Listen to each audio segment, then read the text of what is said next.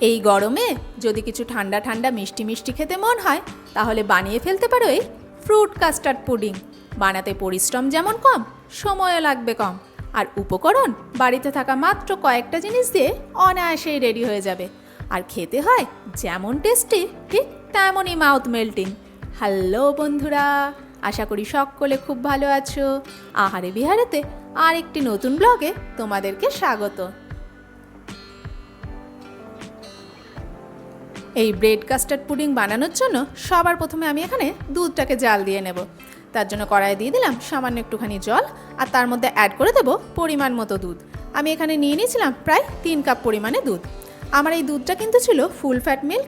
তোমরা চাইলে কিন্তু এখানে টোন মিল্কও ব্যবহার করতে পারো, তবে সেক্ষেত্রে দুধটাকে একটু বেশিক্ষণ ধরে জাল দিয়ে নিতে হবে। আমি এখানে প্রায় 3 কাপ মতো দুধ নিয়ে নিয়েছিলাম। এরপর দুধটার মধ্যে ভালোভাবে একটা বয়েল আসার পর দুধটাকে আমি আরও 3 থেকে 4 মিনিট মতো ভালো করে ফুটিয়ে নেব, যাতে দুধের পরিমাণটা একটুখানি কমে আসে। তবে খুব বেশি কিন্তু পরিমাণটা এখানে কমানোর প্রয়োজন নেই, যেহেতু পরে আমরা এখানে কাস্টার্ড পাউডারটা ব্যবহার করব, তাতে কিন্তু দুধ বেশ খানিকটা ঘন হয়ে যাবে। 3-4 মিনিট ফুটিয়ে নেওয়ার পর দুধটাও কিন্তু দেখো এখানে একটুখানি পরিমাণে কমে এসছে। এরপর আমি এর মধ্যে অ্যাড করে দিয়েছিলাম চিনি। আমি এখানে নিয়ে নিয়েছিলাম প্রায় 2/3 কাপ মতো চিনি, মানে বলতে পারো প্রায় 6 টেবিল চামচ মতো। পার কাপ হিসাবে আমি 2 টেবিল চামচ করে চিনি এখানে অ্যাড করেছি। তোমরা চাইলে কিন্তু এখানে চিনির পরিমাণটা তোমাদের টেস্টের অ্যাকর্ডিং কমাতে বা বাড়াতে পারো। চিনিটাকে দিয়েও ভালো করে মিশিয়ে এটাকে আরও 2 থেকে 3 মিনিট মতো ফুটিয়ে নেব। আর অন্যদিকে আরেকটা বোলের মধ্যে আমি নিয়ে নিয়েছিলাম আরও 1 কাপ পরিমাণে দুধ। দুধটা কিন্তু ছিল নর্মাল টেম্পারেচারে, না গরম না ঠান্ডা। তার সঙ্গে আমি অ্যাড করে দিলাম কাস্টার্ড পাউডার। আমি এখানে ব্যবহার করেছি ভ্যানিলা কাস্টার্ড পাউডার, আর এটাও আমি নিয়ে নিয়েছিলাম প্রায় 3 টেবিল চামচ মতো। মানে যে পরিমাণ দুধ আমরা ব্যবহার করব, মানে 3 কাপ দুধের জন্য 3 টেবিল চামচ মতো কাস্টার্ড পাউডার আমি এখানে ব্যবহার করেছি। আর এটাকেও ভালো করে মিশিয়ে নেব। তোমাদের কাছে ইনস্ট্যান্ট যদি কাস্টার্ড পাউডার না থাকে, সেক্ষেত্রে তোমরা কিন্তু এখানে কর্নফ্লাওয়ারও ব্যবহার করতে পারো। সেটার পরিমাণও কিন্তু একই থাকবে, মানে যে পরিমাণ দুধ ব্যবহার করবে সেই টেবিল চামচ হিসেবে কাস্টার্ড পাউডারটা অ্যাড করবে। দুধটা আরও 2-3 মিনিট ভালো করে ফুটিয়ে নেওয়ার পর দেখো পরিমাণটা আরেকটুখানি কমে এসছে। এরপর আমি এর মধ্যে অ্যাড করে দেবো এই কাস্টার্ড পাউডারের যে দুধটা বানিয়ে রেখেছিলাম সেটা। তবে দুধটা একেবারে ঢেলে দেবো না, অল্প অল্প করে মেশাবো, নইলে কিন্তু লাম্পস পড়ে যেতে পারে। অল্প অল্প করে দেবো আর কন্টিনিউ নাড়াচাড়া করতে থাকবো, তাহলে দেখবে আর কোনো লাম্পস পড়ার ভয় থাকবে না। কন্টিনিউ এটাকে কিন্তু নাড়াচাড়া করতে হবে, আর খুব সুন্দরভাবে দেখবে স্মুথলি একটা কনসিস্টেন্সি চলে আসছে। আর দিতে দিতেই দেখবে জাস্ট 2 থেকে 3 মিনিটের মধ্যে এটা কিন্তু ঘন হয়ে যাবে বেশ খানিকটা। খুব বেশি ঘন কিন্তু এখানে করব না, একদম সেমি লিকুইড কনসিস্টেন্সিতে এটাকে নিয়ে আসব। দেখো বন্ধুরা, এই রকম একটা কনসিস্টেন্সি থাকা অবস্থাতে আমি এখানে কিন্তু গ্যাসের ফ্লেম অফ করে দেবো, কারণ এটা ঠান্ডা হলে কিন্তু আরও বেশ খানিকটা ঘন হয়ে যাবে। গ্যাসের ফ্লেম আমি অলরেডি অফ করে দিয়েছি, এটাকে রেখে দিচ্ছি একটা সাইডে। আর অন্যদিকে আমি নিয়ে নিয়েছিলাম এখানে প্রায় 6খানা মতো হোয়াইট ব্রেড, যেটা আমরা ডেলি লাইফে রেগুলার ইউজ করি, সেই ব্রেডই আমি এখানে ব্যবহার করছি। তোমরা চাইলে কিন্তু এখানে ব্রাউন ব্রেডও ব্যবহার করতে পারো। এরপর একটা পাতলা ছুরির সাহায্যে জাস্ট পাউরুটির সাইডগুলো, মানে ধারগুলোকে আস্তে আস্তে করে কেটে নেব। তবে যে সাইডের অংশগুলো, সেগুলোকেও মিস ইউজ করার কোনো দরকার নেই। তোমরা চাইলে এগুলোকে দিয়ে ব্রেড ক্রাম্পসও বানিয়ে নিতে পারো।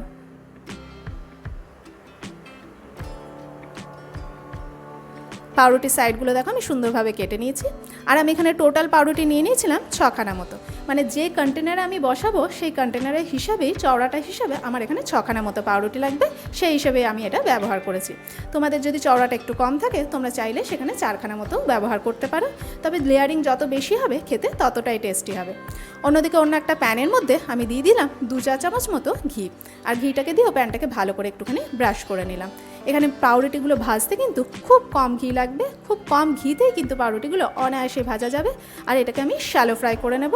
গ্যাসের ফ্লেম কিন্তু একদম লোতে আছে। জাস্ট ঘিয়ের মধ্যে দেওয়ার পর উল্টে পাল্টে হালকা কালার ধরা অবধি এটাকে একটুখানি ভেজে নিতে হবে। এইভাবে বানিয়ে থাকলে পাউরুটিগুলো ভাজতে যেরকম ভীষণই কম ঘি লাগবে, তার সঙ্গে সঙ্গে এই কাস্টার্ড পুডিংয়ে কিন্তু আমি খুব পরিমিত চিনি, মানে চিনির পরিমাণটাও খুব কমই ব্যবহার করেছি, যেটার ফলে না খুব বেশি মিষ্টি হয়েছিল না খুব কম মিষ্টি, একদম পারফেক্ট মিষ্টি ছিল। তবে তোমরা যদি একটু বেশি মিষ্টি পছন্দ করো, চাইলে চিনির পরিমাণটা বাড়াতেও পারো। পাউরুটিগুলো দেখো সুন্দরভাবে ভাজা হয়ে গেছে। ওই প্যানে আমি আরও বাকি 3টে পাউরুটিকেও একটুখানি শ্যালো ফ্রাই করে নিচ্ছি।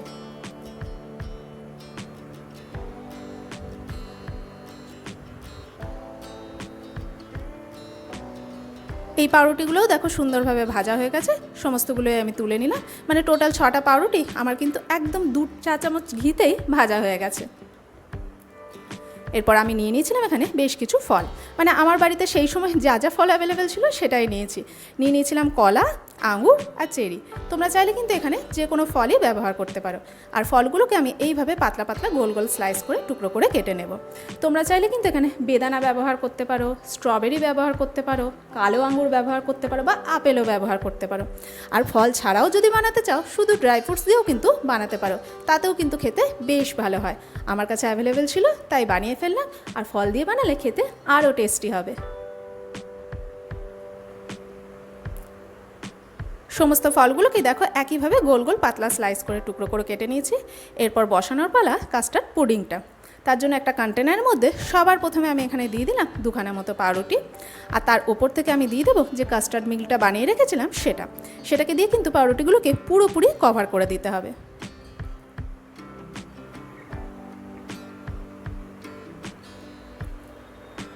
সুন্দরভাবে কাস্টার্ড মিল্কটা দিয়ে কভার করার পর এরপর ওপর থেকে দিয়ে দেবো ওই যে ফলের টুকরোগুলো কেটে রেখেছিলাম সেগুলো একে একে দিয়ে দেবো। আমি সবার প্রথমে কলাটা অ্যাড করে দিলাম, তারপরে দিয়ে দেবো আঙুরটা এবং তারপরে দিয়ে দেবো চেরিটা।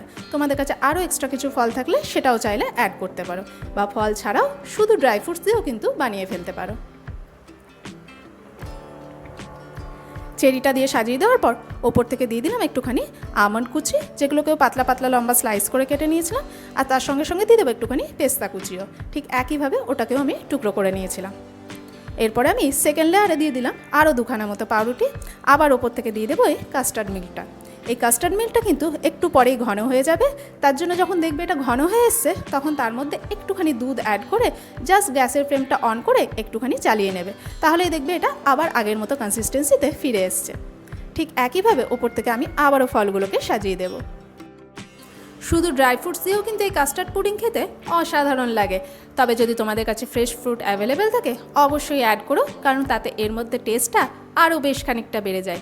এই গরমে এই ঠান্ডা ঠান্ডা ফলগুলো মুখে পড়লেও কিন্তু খেতে দুর্দান্ত লাগে। ঠিক একইভাবে এই লেয়ারেও আমি সমস্ত ফলগুলো দিয়ে সাজিয়ে দিলাম, আর ওপর থেকে আবারও দিয়ে দেবো একটুখানি আমন্ড কুচি আর পেস্তা কুচি।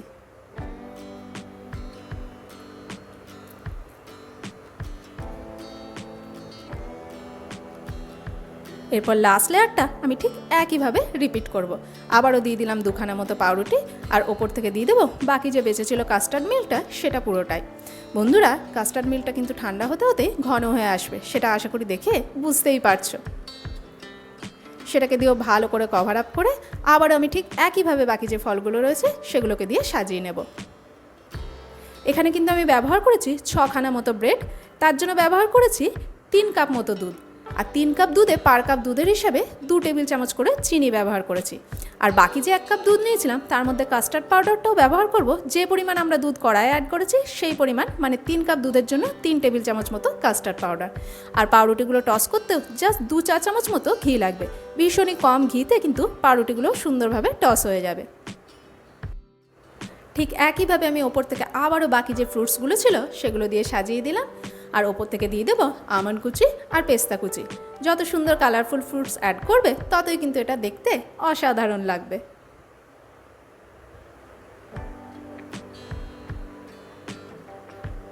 আর সবার শেষে ওপর থেকে গার্নিশিংয়ের জন্য দিয়ে দেবো একটুখানি কেসার। তার ফলে এটা দেখতে যেরকম অসাধারণ লাগবে, একটা দারুণ ফ্লেভারও আসবে।